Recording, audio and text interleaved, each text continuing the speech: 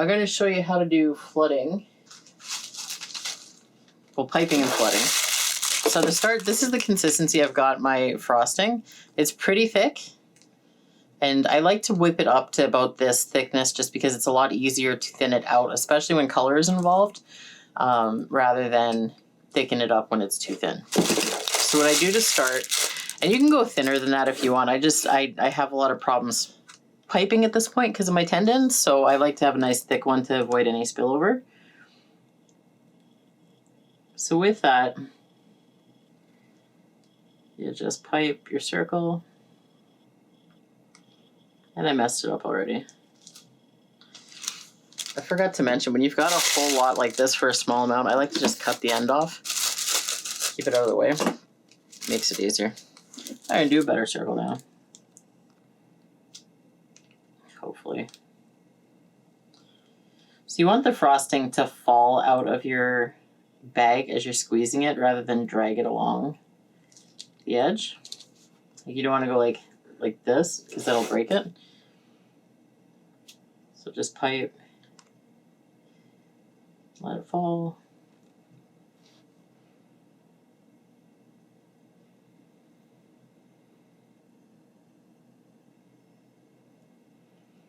And you don't have to wait. Once you do this, you can go right away. The quicker you can get to filling it, the better it's going to go into one coherent thing instead of an outline and a base, or in a fill. I'm going to pour the rest of my frosting back into the bowl that it came from. Oh, one thing I should have mentioned, I didn't really have the issue here, but when you have little peaks, you can use a wet finger, get it really dry, like fling it off, and then just tap it down. And you want to do that as soon as possible because once it starts crusting over, it's going to be obvious. So the frosting that I just used to do that is too thick for filling, or for filling. Flooding is what we usually call it. So you add a little bit of water to it. And it's easy to splash around, so just be careful as you get going.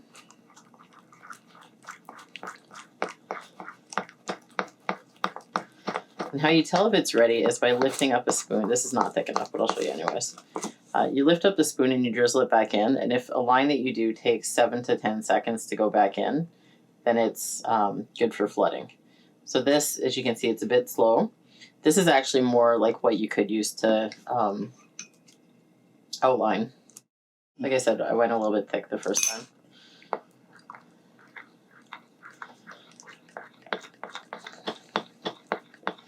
Now you can go thinner than the 7 to 10 seconds.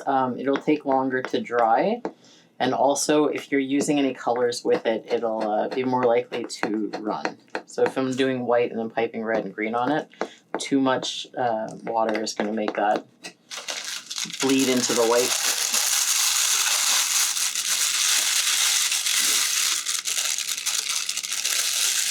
Now where I use a coupler and tip set on the outline, I don't usually do that for the flooding because it ends up coming to like a lot of couplers and tips that you gotta wash at that point.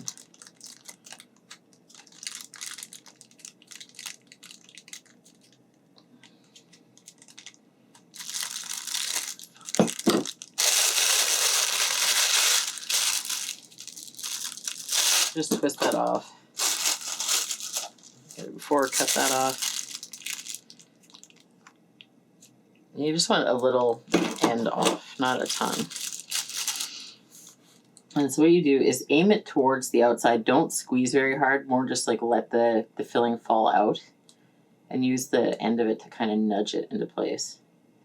So you can squeeze a little bit, but just don't overdo it because you can get a lot of flooding at once. If you come away from it like this, that's fine. You know, I don't want to get my head in the camera, so I just like to tap it a bit to fill it out towards the outer. Then you can do lines like this, or I like to kind of do little circles to kind of just fill it in. And again, like don't squeeze very hard. Just get as much as you need and no more. There's one. Here I'll just do the like little circles and kind of nudging it towards the outside.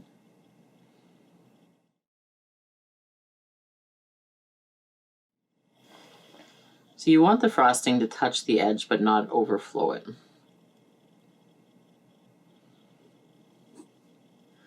And you'll do this as the base for decorating later. So you'd let this dry for usually 12 hours or more to get like a really nice hard base. Or you can do like toothpick designs, which I'm going to show in a minute.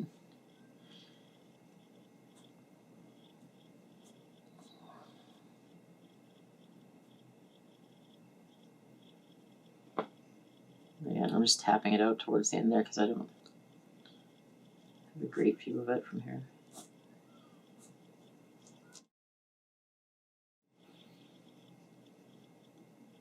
Okay, see, we've got nicely flooded cookies. And if you get any air bubbles like this, you can just go in and pop them and kind of stir around it.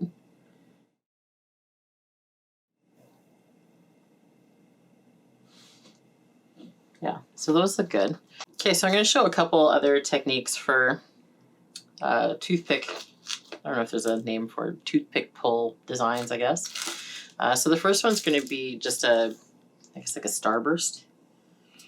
So I'll do two the same way. What you do is you just, they don't have to be perfect for the circles. I'm just going to say that now.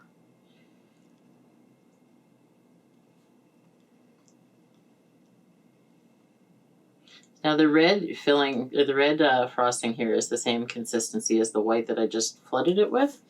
You want a really thin, runny consistency for it. I'm making a mess of things here.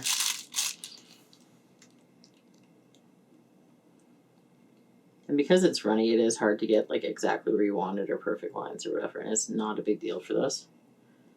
Like, as you'll see, that's a mess.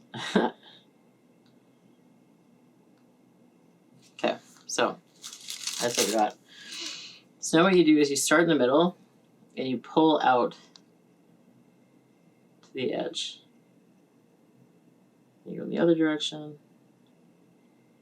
out from there. And I'm going to do it two different ways. So I'll do one where it's just all out to the edge like this. Once I've established kind of my quadrants.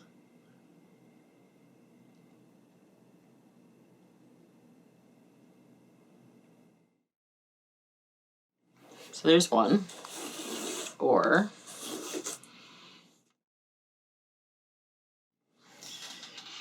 again, starting at the center, pull out. The other way. There. I think I'm going to do 6 this time. Or I guess that's 8, never mind. So you've got this. Now, rule of thumb with this, with the pulling technique, is the closer together your pulls are, the more dramatic the angles are going to be. So now that I've got all those pulled out, I'm going to go back and pull in. I should have wiped that off.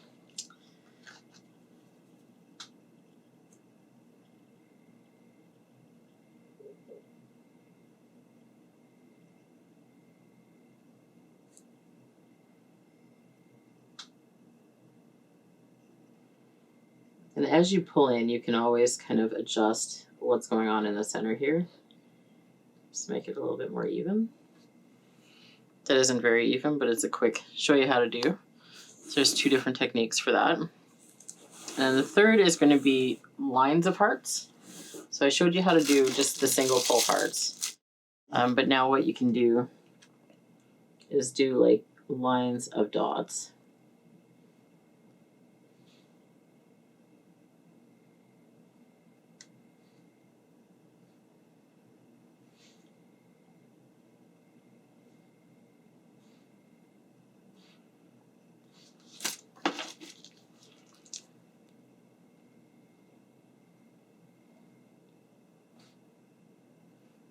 And I'll be closer to one side than the other because of where I'm going to start pulling from. I should have lined these up better, but I'm in a rush because this is a video and it's just a quick overview. So once you've got that, I've decided I'm going to start from this side. Is start in the white and pull through all of them. I'm going to just go to green next because I've already got green on here. You can definitely wipe your toothpick off between them.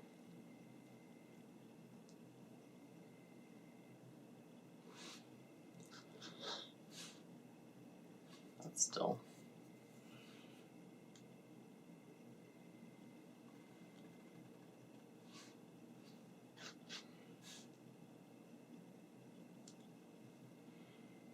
I put my top red a little bit too close to the edge there, so there's not a whole lot of white to drag down into it. But you can see as you get going.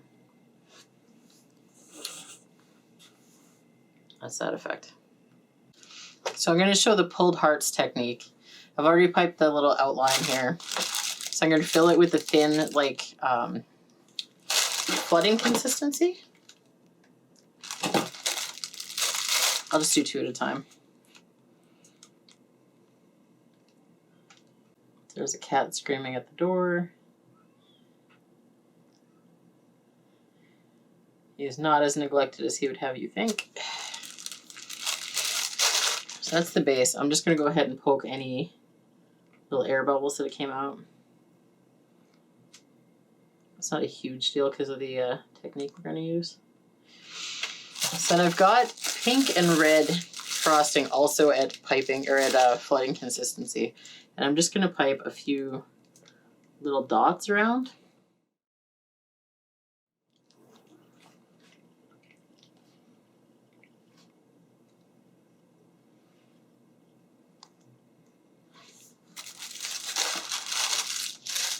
Okay, pink is leaking everywhere. Oh, give me big dots on that one. That's a mess.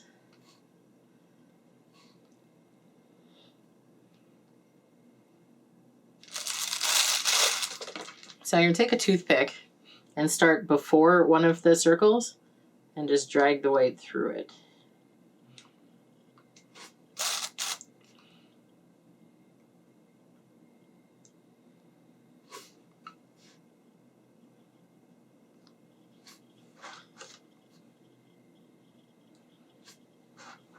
I should wipe that off better before the pink, but the idea. And just make little hearts.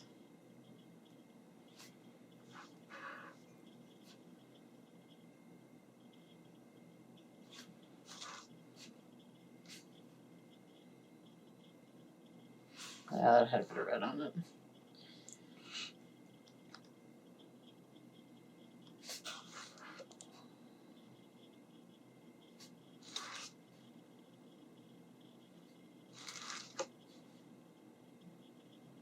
And if you see anywhere it's already an indent like that one was, like here there's a little bit of white, I'll just start from that end. Pull the heart that way. And then where this is really close to these, I'll just drag it away from it.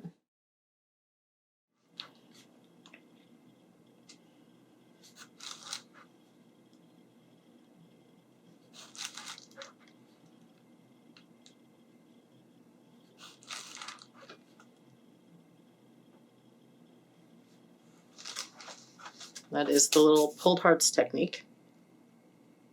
Okay, so I'm going to do the little, I don't know what you'd call that, like a chevron pull technique here. So first I'm just going to flood the cookie. I already put a more stiff outer ring here. And as always, I'm just kind of like pushing the icing around and letting gravity do it rather than squeezing a ton out. Just gives you a lot more control that way. Okay, so I've got 4 other colors of pastel that were also to flooding consistency. And I'm just going to draw just a couple lines across with each.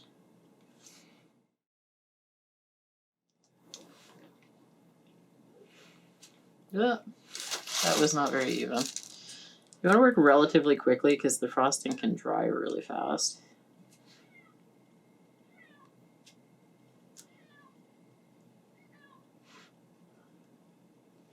Don't worry too much if it's not perfect.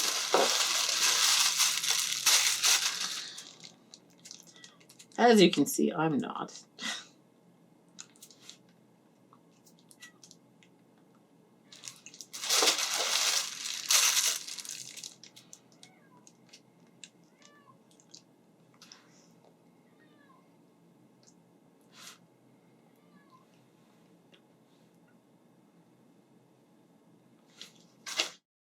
that's what you got there. Now what you're gonna do is start at one end and just pull, and you can start right in the center even, just so you've got like a baseline, and you just drag through all of the icing.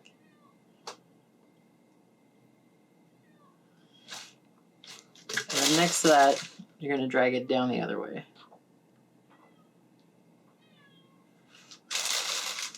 And just wipe your toothpick off each time.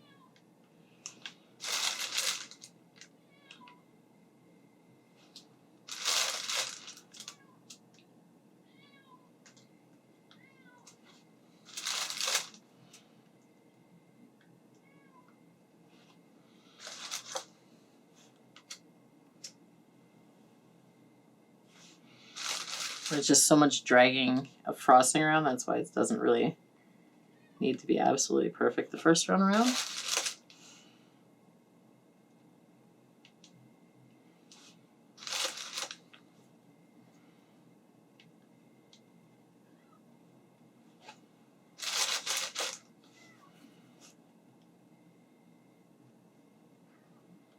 And the closer you go to your original, to the last one, the deeper it'll look like this. So you see this one, they're more spaced out and they're a wider set one. These ones are a little bit more extreme. And there you go.